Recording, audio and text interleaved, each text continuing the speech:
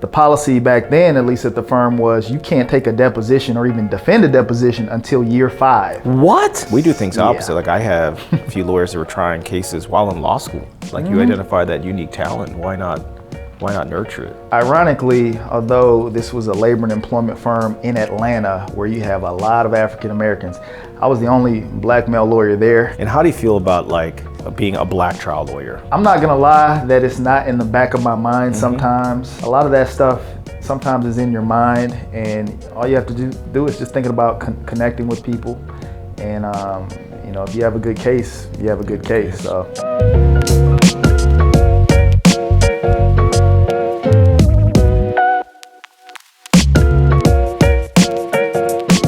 Welcome to this episode of Bourbon of Proof, where we interview those in law that have been both successful at law and life. And we do so over a series of spirits. We usually do 3. Today we have 2, simply because these are 2 excellent bourbon whiskeys. And we are excited to share it with none other than the Joe Wilson. Appreciate you guys having me on. Thanks for having me. Of course, we have our esteemed co-host today, Mr. Mauro Fiore. And I've only had a few drinks today, so I'm still at the top of my game. Yeah, it's not even noon, so it's fine. But we're filming today in Atlanta, in the South. Yep, hometown. Yeah, Joe's hometown. So I'm going to start with this pour because this is where we usually like to start. So this one's called the Representative. Now this is barrel proof.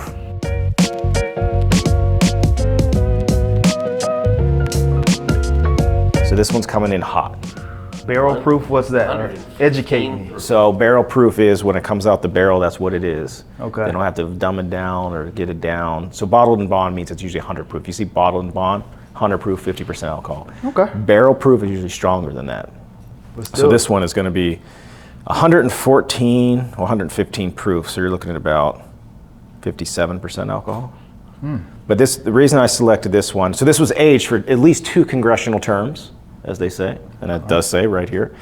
But this is a Kentucky one. But I always saw you as a very passionate advocate and a passionate person for the people. And I think one day I could see you being a representative for all people.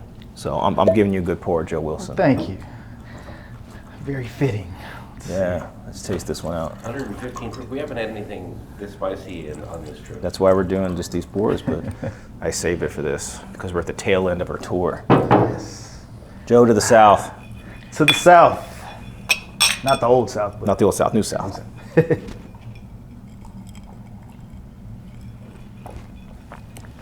Ooh. Dude, so this one, now you can't even taste that much heat. This one had won, I think, 3 of the gold medal things that they give out. This had won Bourbon of the Year for a few different outfits. So Smooth, I like it. This one's good. It's good. You taking a peep over there? It was so hard to open, and I had this wax thing over it. I carved it off with a knife. Yeah.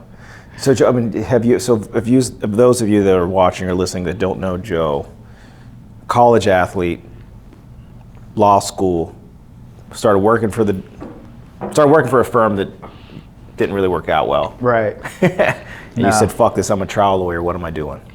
Yeah, exactly. So yeah, I played basketball growing up, played 3 years of basketball in college at Jacksonville State University. Everybody always thinks that's in Florida or in Mississippi. I'm like, no, it's actually in Jacksonville, Alabama, in the middle of freaking nowhere. Were they in the SWAC? No, we were in the Ohio Valley Conference when I was playing. I think they're in like Atlantic Sun now or something like that. The OVC. Yeah, we were trash. We lost a lot. But it was a good experience. And then went to law school in St. Louis, school called Washington University in St. Louis. Very good law school. I don't know how the hell I got in, but who did you bribe? Man, just slide a little $100 under the table, got it done. Yeah, that's an exceptional law school. Yeah, it was I really enjoyed my experience there. I actually really did. Great people I met there. And with some of those big law schools, they're always pushing you, go to big law, go to big law. And so I said, okay, that's what I'm supposed to do, go work in big law. And was doing labor and employment. I did externships in law school, labor and employment. So I said, all right, well, I'm kind of tailoring myself to get hired by a big law labor and employment firm. And so that's what happened.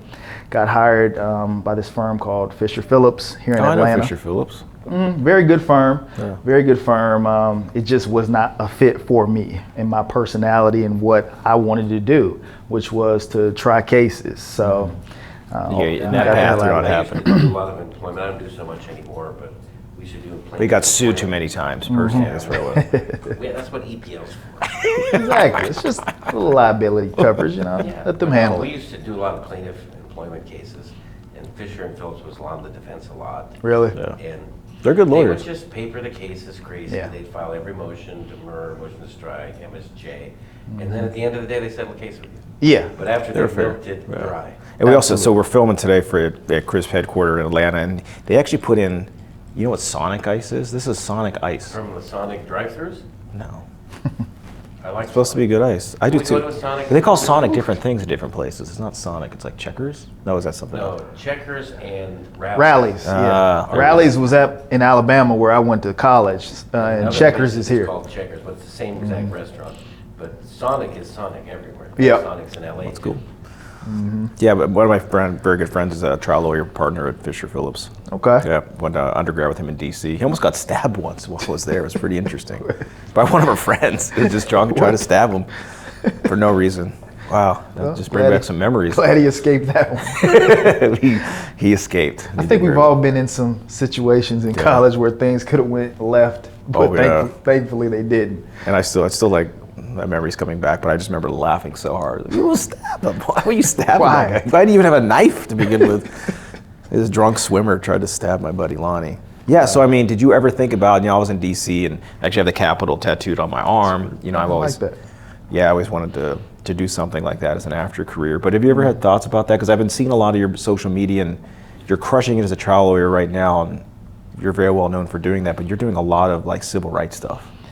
Yeah, and I actually spent a semester in DC in law school, and I didn't work on the Hill. I worked for the federal government, but as far as like politics or something like that, I've thought about it, and folks kind of bring it up from time to time. But to be honest with you, I don't want to get anywhere near that. I feel like any person who gets into politics who actually wants to do the right thing, and they're going to try to destroy you if they disagree with the direction you're going in. So I would rather just maybe try to influence from the private sector, because it's a dirty, we know business can be a dirty game as well, but politics is a whole nother ball game. Yeah. So, But do you- There's that old Eddie Murphy movie where he went to be a politician. Do you remember that movie? I don't remember. Eddie Murphy, I think it's called The Distinguished Gentleman. It's like from the 80s. I don't remember this I one. haven't seen that one. Have you seen it? And Eddie Murphy is like a scam artist, and him and his friends are like running all these scams. And then he said, Eddie Murphy shows up one day at like their clubhouse where they would plan all their stuff. He says, I got the best scam ever. We're going where the streets are paved with gold. And the guy's like, where? Las Vegas? He goes, no, Washington. And he goes to Washington and scams his way into becoming a congressman. I mean, now it's actually become true. That Yeah, is you should see this movie. factual. Eddie Murphy had some really good movies in the 80s that people Yeah, don't watch man. anymore, but you should watch Distinguished Trading Gentleman. places, Yeah. a lot of good ones. Tell us about your path, because working at this, defense firm. They're Yeah. defending employers mostly, right? That's what Fisher Phillips does. That's it. And when was it just, this ain't my thing? Yeah, probably like a year in. So, ironically, although this was a labor and employment firm in Atlanta where you have a lot of African Americans, I was the only black male lawyer there. Really? The entire firm, at least in the Atlanta office. And working at defense firms, you have to go around and get business from the partners. They have to want to give you cases and I give didn't you know things that. to work on. Yeah, at least at I'm a pure Fisher. blood. I've never been on the Okay. defense. Yeah, at least at some of these pure? larger firms. I'm a gold star plaintiff lawyer. I wish I would have started earlier on the plaintiff side, but yeah, at least at that time, in a lot of these bigger firms, you have to go walk around and build these relationships with these partners or senior associates and hope that they pass something down to you to work on. And that was always a struggle for me. Wow. to do that, and I just always felt awkward and always kind of felt a little isolated. But I would get work from time to time, but it just never resonated with me to sit in the office all day, every day, on calls, never taking depositions. In fact, the the policy back then, at least at the firm, was you can't take a deposition or even defend a deposition until year 5. What? Yeah. Seriously, at least in the Atlanta office. Why would you waste lawyer talent like that? I don't think they saw me as a up and coming trial lawyer. They knew I did it in mock trial, but that is so unfortunate. We do things opposite. Like I have a few lawyers that were trying cases while in law school. Like you identify that unique talent. Why not nurture it? But to what you were saying is they don't really try cases at Fisher Phillips. So that's not what they valued, was trying cases. It was more about, all right, work the file, push the paper, and it just wasn't for me. I was not going to be able to do that for the rest of my life. I was going to flame out very quickly. So I said, let's figure out something else and get the hell out of here. So where'd you go? So I actually, while I was still at Fisher Phillips, I was emailing random plaintiffs lawyers, just Googling random plaintiffs lawyers, trying to meet with them, trying to get somebody to hire me. Nobody would, because I didn't have any PI experience, and they didn't want to, you know how on the plaintiff side sometimes they don't want to pay to teach you. Correct. So they said, go to an insurance defense firm. I did that for about 6 months, and then I got hired by a plaintiff's firm, and I've been on this side ever since for the last 10 years, really. Wow. And you're an executive at the GTA, the Georgia Trial Attorneys. Yeah, I'm on the executive board there and a few other organizations. I've been working with GTLA for the past 10 years and on the executive committee, I think, for the last 4. Wow, that's awesome. It's been a good experience. They work really hard trying to protect, the regular person's civil rights here in Georgia. So it's a good organization. And we were, before we were in Atlanta, we were filming in Birmingham, and we were talking a lot about just the archaic laws that they have to hold consumers down, and it's just so hard. When you go across, you drive an hour, 2 hours to go to another state where they actually value consumers over corporations. Right. And it's a short drive. Why is it so diverse? I mean, are they trying to attack civil rights for your folks here in Georgia? Oh yeah, they're always focused on Georgia because there are a lot of big verdicts that come out of Georgia. There's always a lot of money being pushed here by the insurance industry trying to change the law, which is why GTLA is so important, because we have to fight against them every single year, every single term. There's something coming down the pipeline to completely disrupt what we do. So the insurance industry is always focused on Georgia, for sure. But Atlanta does have good verdicts, for sure. Well, yeah, but you have common sense folks who understand the value of money. Right. And I think Georgia's probably the best state, top 5 for sure, for consumers and law and justice. Yeah, I think so too. Yeah. How's California in that regard? California's fantastic, except for medical malpractice, where there's caps, which ends up happening. When that happens, the best lawyers end up they can't financially represent. So the best lawyers are doing other things, and they did it at workers' comp. They destroyed that. So now it's the best lawyers still in California are trial lawyers that are doing personal injury, product liability, because they can actually put the risk out there for the reward. And people don't realize, we're spending, I had one case, a product liability case, that I put forth $1 million to get to trial. That's if you lose, that's out of your pocket. You're done. It hurts. Right? But yeah, that's what people don't understand is to have that quality lawyer, so your person has a chance. If you're capping fees, you're capping amounts, it's just they don't get good representation. It doesn't make business sense to do. So it makes sense for the insurance companies to push that bullshit, right? Yeah. Because then they get inferior lawyers taking on cases, but the consumers don't know that. They just hear these dirty trial lawyers. Are you ready for the next pour, my friend? Because this is I gotta a special. finish up. Hold on. Shit. Come on, man. I was sipping. I was talking. You're a sipper. Come on.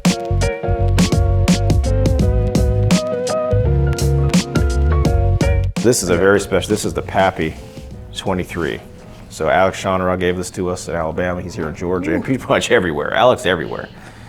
Now this is a special one that many people never see, never have, and we're very, very blessed to have. This is the unicorn of bourbon right here. Yeah. We're blessed to have you on the show. You fucking drink up, because you're going to get this pour. It's going to be quite delicious and nutritious. So we're honored to have such an esteemed trial lawyer. Honored to be here. The first time I ever came to Atlanta, I came to a conference. I came to a reptile conference here like 15 years ago. Yeah. Don with Keenan. Don Keenan. And Keenan was, I know he's still around. He's a very impressive guy. Yeah. Great speaker. I liked his. Didn't he sit in the barber shop, just smoke cigars and talk to you? Yeah. I think it's kind of his thing. Yeah, I had a great time with him. You know, Rowley was here with me. Rowley and him were buddies. Well, Joe's now partners with Nick Rowley. They have their firm here in Georgia. Yeah. Child Lawyers for Justice, and he runs the Atlanta show. And I've never met Don Keenan. I've read his book, but never had an opportunity to meet him. Him and David Ball, I came down and met with them. It was like a small conference. It was a trucking conference here in Atlanta. Hey, man. To Georgia always being on our mind, Yes, certainly during the cheers. election cycle. Right. Don't fuck it up, Georgia. Bob, I want to thank you for giving me a beautiful pour of this Pappy 23. I'll tell you what, man. Oh, it's so I fucking think good. this glass right here is about $1,000. Give you an idea how much that bottle costs. Holy shit. God bless Alex Shannara. He gives a bottle every time they have a 7-figure plus result. He gives a bottle like this to his team. Really? Yeah. I've heard a lot of great things about him. I've never met Alex as well, but from the lawyers that work under him, heard a lot Well, that's the of whole great thing. He things. builds culture, and he has a great team, and he hires great lawyers, and he spreads the wealth and keeps everybody happy. Yeah. And that's what you have to do. You know, so what are you guys trying to build here in Georgia? Because I know you have a trial academy coming out where you're coaching people 6 months. Show them how to get in the courtroom, not wait 5 years to take a fucking deposition. God damn, that actually pisses me off. That's so archaic. Yeah, it was ridiculous. Yeah, I mean, really what we're trying to build, obviously within the firm, that culture where very collaborative, and the lawyers who are on our team, who are associates at this point, have an opportunity to grow as trial lawyers and also grow within the firm itself. But as far as kind of widespread, you know, we want to try cases, we want to get great results. We want to help other lawyers, even outside of our firm, improve their trial skill set, and also collaborate. It's, you know, one thing that we wanted to emphasize when Nick and I decided to join up, because, you know, it's very competitive in the PI world, and there can be some, I don't want to say jealousy, but that can come into the frame. We wanted to also let everybody know we're not here to try to take all the business. We want to collaborate with folks as well. And team up on things. So And that's a lot of works we've both been ways. doing this in California for such a long time. It seems natural, but as we travel, we find law firms try to keep everything in house and not collaborate. And we're so used to like splitting up the pie. Or Mara and I have done cases together and split fees, or you know, and it's more fun. I've done cases with Nick. Yeah, well, I've done cases. Yeah. God, Nick and I probably had one of our biggest settlements together, right? Yeah, well, we were in Spain or something. We were in Barcelona. We settled the case, and then next. I almost got stuck. And did you ever hear the story? No. So Nick and I have this Also, case. I'm about to be drunk, but go ahead. Oh, dude, this is the part of the show. This is why we like this. Lightweight Joe over here, Glass Joe. We're gonna give you a new fucking nickname. I always knocked out Glass Joe. That's the one guy you could beat at Mike Tyson's Punch Out. Mike Tyson's Punch Out, the first guy you would box was Glass Joe. Oh, yeah. Glass Joe. You couldn't beat Glass Joe, you had to beat Glass. They just stopped But playing the after game. Glass Joe, they started Dude. being harder. Beat the shit out. My brother Brad, my twin brother, was so good at that game. Yeah. He probably still remembers. Remember they had a code, that cheat code to go fight Tyson right off the jump. Go get there, get Tyson him. just beat the crap out of Oh you. yeah, but when he blinks, gotta hit him. Fuck, What were man. you saying about the Nick Rowley settlement? Yeah, so me, him, and a guy named Miguel Cosadillo, who I love, we're also co-sponsored the LA Kings. He brings us in on this case, and there's multiple plaintiffs, and we had a severely brain injured person that she was in Colombia. It happened in California. She's in Colombia. They couldn't get her back to the United States because of visa issues and whatever, massive brain injury. So we felt the best thing to do, and God bless Nick and his team, is they had an inn at the best TBI center in Barcelona. So we had to get her somewhere with Spanish speaking, for her family could be there, and there's one in Barcelona. Okay. But there's no like delay care pay there, right? So you had to we fronted a lot of money to get this person the best care possible. So there was a lot of coverage on this case, disputed liability, and we were crushing him in these depositions. And we were there on vacation, but I put out about a week of that because we were going to be in Spain to take some depositions of the family because they were there. So we flew in the defense lawyer who met with her and had brought in their team of doctors, and then I was going to be there for the depositions and everybody else would be remote. So while we're there, we land. We're there for 3 weeks before that, and my wife was 8 months pregnant at the time, and she starts going to contractions. So we're literally going to the hospital to what's going on? Are we gonna be able to get back? They weren't gonna clear her to fly, so we had to go to I was just supposed there for depositions, but we brought the whole family there. We had to divert our trip. My wife just happened to have an in at Barcelona who got her the best OBGYN, and we're just waiting to get cleared to fly back. And they wouldn't clear her because she's having a contraction, she's 8 months pregnant. So while we're there, I'm supposed to take the depositions the next day, Nick gets the case resolved just for 35 million. So we're just like, I'm sitting there ready to do the depositions, and he's just like, Bob, got good news for you. I was like, what? He's like, you don't got to do the depositions. He's like, but his bad news is I'm not flying in anymore. I was like, fuck, like he's supposed to come and hang out.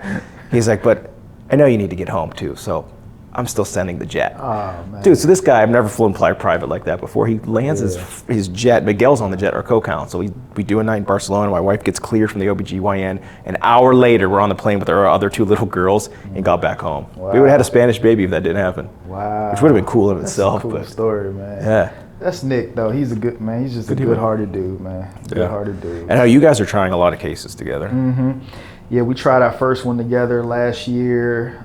We've got 2 set for next year, and I'm sure we'll try a couple this year together. And I'm getting ready for trial, not with Nick, in about 3 weeks down in South Georgia. So getting ready for that one. What we learned last night is this venue does not like plaintiff lawyers and do not like verdicts. Yeah, apparently not. But that was a Med-Mal case, so hopefully, you know, we have some better luck down there. I mean, we should win this case, but who the hell knows? And how do you feel about, like, you know, being a black trial lawyer, right? Because there is, you go into some venues and it's. I'm not gonna lie that it's not in the back of my mind sometimes. In certain places, like even the one we tried last year together, it's a venue. Fantastic result, by the way. I don't know if you know this case, but like, pissed me off. They pretty much, you guys. I mean, you guys crushed his verdict, but it was like a handshake deal with this guy to try the case, and you guys did good on. It was a case that you and I wouldn't have even tried, and they still hit it for over $1 million. Yeah. And they're still disappointed in themselves. It's like a home run. Well, we got cheated because there was juror misconduct because it was gonna be an 8-figure verdict. On that case? We were beating their ass. On that case? That's what the juror affidavits that we got back were saying. They were talking 8 figures on this case. But by the way, you and I would not even try this case. We were like, it was tough. And you know, our client was a PI lawyer. That's it. Yep. So, but this venue, it's in Cherokee County. It's historically all white. It's not someplace any plaintiff lawyer wants to go to try a case. So yeah, in the back of my mind, I'm like, will they accept me? Will they listen to me? But we had a great jury, other than the 2 folks who cheated us. You know, in closing, I could tell I was connecting with them. So I mean, a lot of that stuff sometimes is in your mind, and all you have to do is just thinking about connecting with people. And you know, if you have a good case, you have a good case. So we'll see. Again. But do you find that because you were the only black associate at that first firm right here in Atlanta, and obviously like a lot of the population, is black in Atlanta. So that's why it was strange. It's like, really, labor and employment, really, and I'm the only one. Seriously, that was But do you feel like that's changing now? I feel like it was changing, but it's starting to get rolled back with the push against DEI and things of that nature. And I feel like, again, we don't have to go down that path. But I saw a term like they had the Baltimore mayor, and there's another DEI. I was like, you're just literally substituting the word you really want to say. That's what they're really doing. Like, pretty much. They don't even know what it means. They're just like, exactly. I'm like, he got elected, not hired. I know. It's so you know what I've seen a lot of defense firms doing, and I'm sure you guys have seen it too. When you go to trial now, the lead counsels, 98% some old white guy, and they always. I think they might go through their whole office and find the only black lawyer, I knew you were like the only Asian female they have. And they kind of come sit at the table with them. And no, they don't do any witnesses, they don't do anything, but they like to show, these are my associates, they're going to try the case with me. You got a black, and what happens is that female, that plays against them because jurors know what's going on. Stupid. And like we co-try cases and we give opportunities to everybody, so we have those real people not just sitting there asking questions, participating. Exactly. And jury knows. I've always thought that as well. I'm like, what are you doing? Do you think these folks in that jury don't see through this? It's all black jury, because I've seen it in Clayton County here in Georgia, where your jury's going to be all black, or DeKalb County, where it's going to be 75% black, and you don't have those black lawyers or associates doing anything on the case. They know exactly what you're doing. Just sitting to there. show, oh yeah, we have black lawyers. And I heard one guy that I heard the story where even though she was a lawyer, the attorney would tell everybody that she was a law clerk, so they didn't feel like she. Yeah, even I heard worse. that story. Yeah, because she was a lawyer, but he told everyone she was a paralegal because his thought was if they knew she was a lawyer, they would wonder why she didn't do any part of the trial. That's pretty sick. But yeah, it's real. But this stuff still goes on. It goes on today. It's crazy. the good thing is, though, I think that generation of folks who think like that, you know, over time they're phasing out of the profession, and then the folks who are more inclusive and want to be inclusive and have equity and want to give everybody opportunities are starting to lead the way. Folks like you guys. So I think that's important. I think that's a positive thing. Man, that's awesome. Well, let's talk a little bit about Well, you know, Bob, I can't be accused of not being inclusive, as I was thinking right now. I have 8 lawyers. Yeah, most of your firm's women. 6 of them are females. 6 female Latinas. Yeah. You know, I'm cornering the market on female Latina lawyers in LA. So I have 6 female Latina lawyers and 1 white female lawyer. Most of them, they're all girls in my office, except one Mexican lawyer, Gilbert. Gilbert. But the rest of them are all female in my office, and it wasn't on purpose. But They're awesome. I don't know, I just ended up with an all-female firm. Yeah, we just hired 3 new associates. They were all female like the past week, and they stood out there. And that's what the real DEI is, just opportunity, just giving some of the opportunity to at least interview and have a chance. Right. And a lot of people, first-generation lawyer? Yeah. First-generation lawyer, first-generation lawyer. If nobody gave us an opportunity, we wouldn't be here. Exactly. So That's all it is. It really is all it is. But, you know, folks like to twist that term, and you know, it's I saw their like own game. I like my guilty pleasures going on the Daily Wire and trolling Ben Shapiro. Like it's my favorite thing to do. I just once a day I do, just for my own personal I like satisfaction. to troll Maria Monroe. Well, she's going to be on the show soon. Okay. But like he had one up there, and he was like, "Nobody wants a DEI hire to operate on them. How dare medical schools like let these people in?"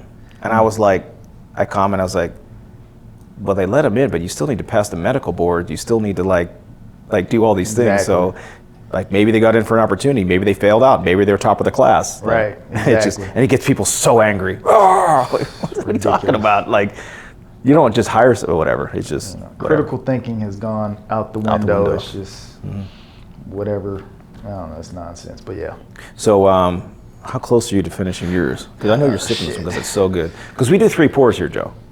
Yeah. And I usually do it at the end of the episode because we're going to keep talking, but I feel like we need to do one more pour, and I think you have to pick it. What was your poison of choice growing up, by the way? What do you usually drink? It seems like spring water. So like, you know, in college, because I don't drink that much now, but you know, in college and law school, I drank for a purpose. I drank to get wasted. To get drunk, yeah. But it wasn't for taste at all. It was just for a clear purpose. And then, you know, 25, 26, 27, I slowed it down. But now I would say I drink, like I'll sip Crown Apple, which is last probably night I saw a you, cheap ass. It's a cheap ass drink. You know what? I like the way it richest tastes. trial lawyer in Los Angeles Crown. only drinks Crown. He's a friend of ours, and this guy's got more money than God. Yeah, he If does. you go to his house, you've been to his house. Many times. Last time I was there, I think he had like, I don't know if he's waiting for like the Ice Age or whatever. He must have 50 bottles of Crown. in his 50. house. And they had one giant piece of giant Yeah. bottles, It's like all of dude, them. it's like, how much Crown can you drink, man? He also has got over enough for- 2,000 signed guitars hung over his house. Holy shit. Like they have ones like the one Kiss smashed on stage, one the Beatles And played. he doesn't play the guitar. No. Ricardo Jeffrey York. Yeah. Ricardo. California is just different. Y'all are different out there. Yeah, but this That's guy's how a- we look at you guys. Y'all are just. We are pretty different, man. But I'm born and raised in Los Angeles, Yeah. so I'm like, you know, I have no excuse. Mm-hmm. I'm LA because that's it. I'm born and raised there. Bob has come in as most of the Midwesterners do, and they hijack the town, you know? we go to Yeah. the beach towns and hijack the beach. Pittsburgh. Pittsburgh, right? Like I was saying the other day, if you go to any beach town in LA, 50% of the people are from Iowa, Pennsylvania, or Ohio. Yeah. They just go there and they take over the Illinois. town. Really? Manhattan Beach It's kind of like Atlanta too. is all people from the Midwest. Really? Yep. I still have I have the Pittsburgh Bridge. I have a lot of Pittsburgh white trash tattoos. I have Justice right here. That's the Steelers symbol. Look at that. I have a Pittsburgh Pirate P back there. Sure enough. I like the Steelers. Who doesn't? The God's 'Cause I team. love y'all's coach. He's my Tomlin's the fraternity best. brother. What? Steelers. He went to William and Mary Yeah. undergrad. Yeah. That's what I think of the Steelers. He's just. I like the Steelers just because of Tomlin. Tomlin's a great. He's awesome. the best player coach. They got to get better. Whatever. We're not going to do sports talk for this one. So we do this towards the end, but I'll do it right now. You got to pick your Bourbon of Proof because we're doing one pour, and you get to pick Joe Wilson, not us this time. Which one do we get to have another sip of? They're both. I see 4 of them now. No, I'm just kidding. And I like the last one we just had. Yeah, you got to pick the Pappy, man. Come on. You know. So we did bourbon. Ooh. Yeah. We'll thank Alec because you know, a few 7-figure results you had this year, so you earned it. Let's get it. Let's get it. So what are you excited? So we're going to go back to you as a human being. I know you're a dad. That's important to you, right? It is. So tell us about like how it is balancing you as a human being and being this, civil rights trial lawyer doing change in the courtroom. Yeah, it's a tough balance that I try to work on, on a regular basis because, my wife stays at home for now. We've got 3 boys, but just always trying to balance. I got 3 girls. Can we do like yeah, we could do we could do like an empire like marriage thing. I have 1 boy, 2 girls. Really? At least I got the 1 boy. I love my girls, but now I get to pick who they marry, right? Absolutely. It was like, what's his name was saying yesterday, Alex Shinara. He was saying, he's got I have 3 girls. And he says, man, he goes, I think if I had a boy, I could be tough on them, But he says, my girls, and they just look at me and I melt. It's like my daughter looks at me, my daughters look at me, what can I say? Yeah, it's tough. They can do no wrong. But my boy, I'm hard on. Yeah. So I get it, but your girls, you just melt for your girls. Yeah. Yep. Anything they want. Absolutely. And so, yes. How old are your boys? So my youngest just turned 2, middle child will be 4 in July, and then my oldest will be 6 the end of June. So you're right in the 2 years. We have the same, we're about the same age for all our kids. It's the best.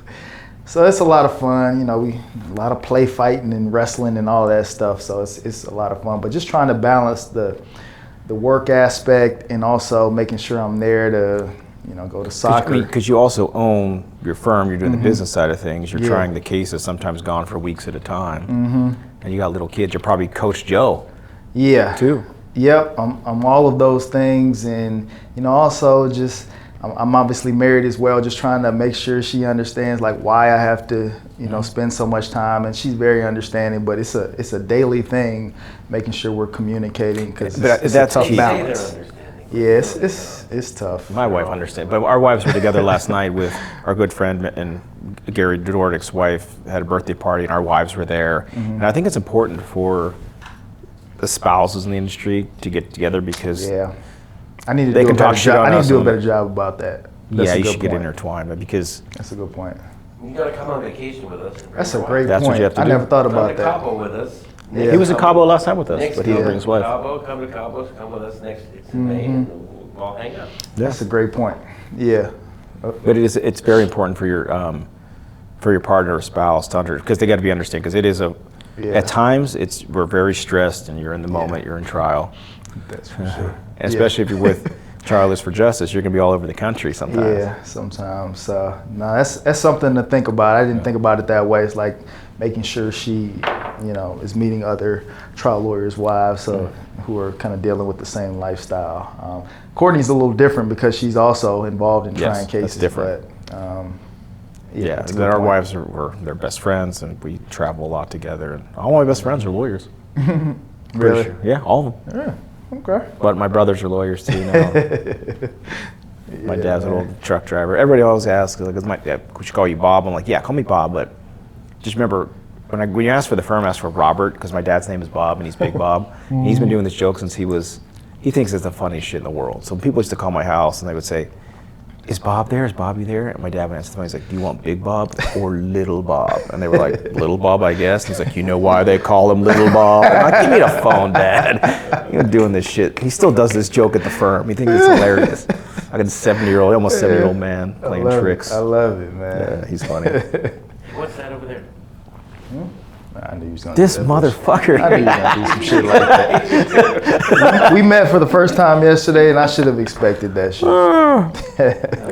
Look at this guy. Just the color of this is different. It's good. I like this. It's Apologize in advance. Apologize in advance for my indiscretion. We just got to get him on a plane in a few hours. We have one more show today. We have one more show, and he's got to get on a plane. Not bad. That sandwich. Man. Well, yeah, Joe, so what do you think, advice for our listeners, if you want to get to where you are today, if you had to do things a little differently, what would they have been?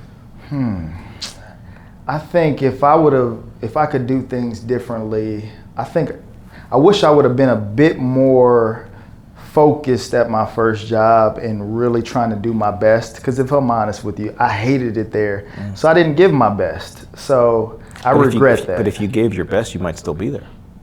I don't think I would have. I think I knew it was not right for me, but I think, just from a developmental standpoint, even though it's labor and employment, I could have gotten more out of that experience than I did. So even if you're in a position where you know this isn't for you, you don't like it, you don't like the people, whatever it may be, you should still give 100% to get everything you can out of that opportunity, because it's going to help you moving forward. So that will be, I guess, my only regret. So but you invented quiet quitting. I did quiet quit. I'm not gonna lie to you. I was tapped out, but I was like, this is not it.